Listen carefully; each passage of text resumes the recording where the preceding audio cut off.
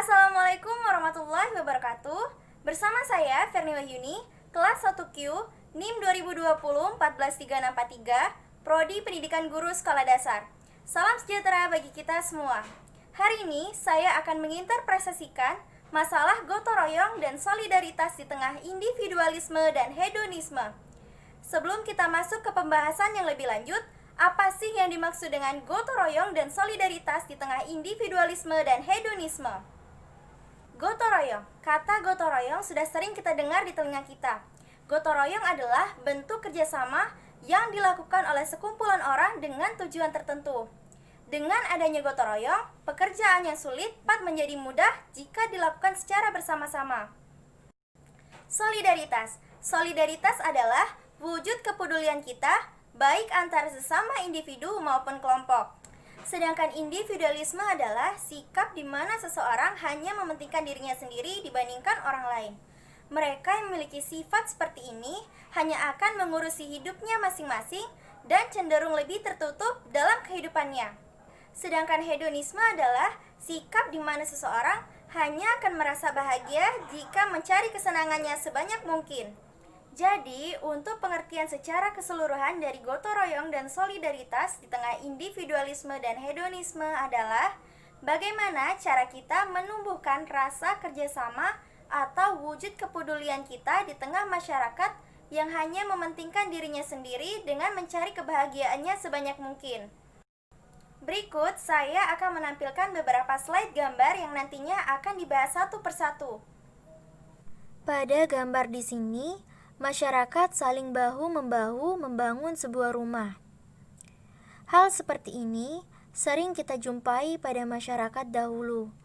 Namun, untuk masyarakat sekarang, apalagi di kota, sudah sangat jarang kita temui.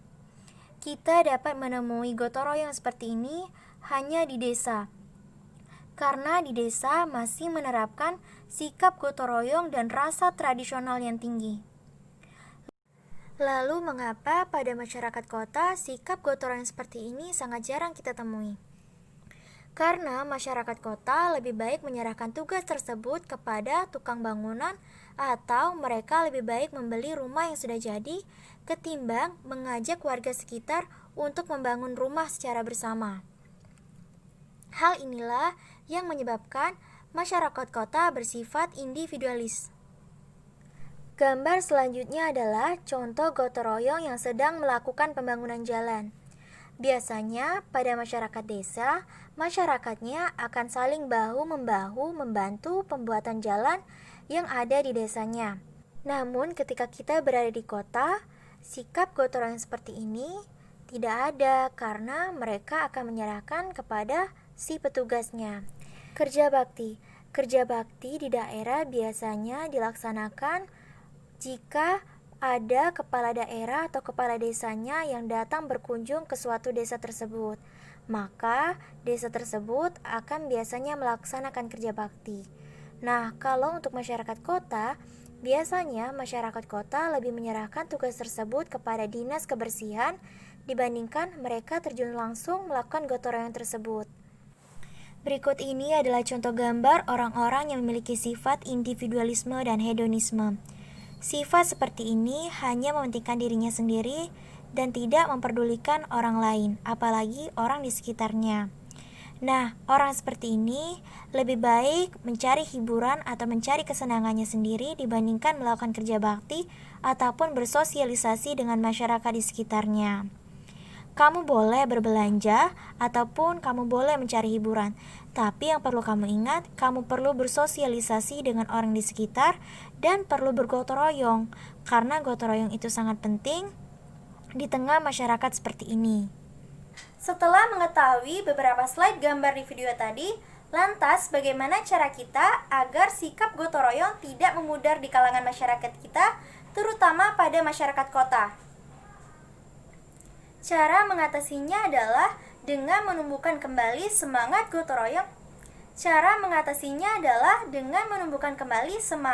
royong.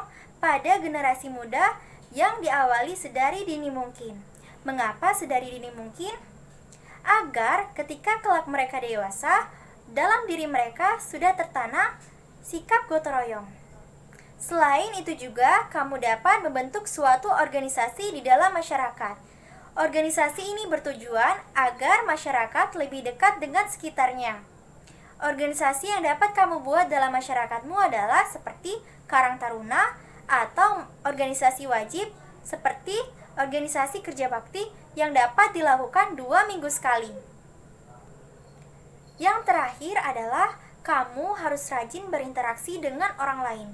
Karena dengan interaksi, kamu dapat menumbuhkan kembali semangat dan jiwa gotong royong serta dapat menumbuhkan sosialisasi yang baik sesama lain. Demikianlah video pembahasan pada hari ini. Apabila ada kesalahan kata dalam mengucapkan kalimat, saya memohon maaf. Dan jangan lupa ingat pesan ibu, memakai masker, mencuci tangan di air mengalir menggunakan sabun, serta menjaga jarak. Karena saat ini kita masih berdampingan dengan yang namanya virus corona. Saya Ferni Wayuni pamit undur diri. Wassalamualaikum warahmatullahi wabarakatuh.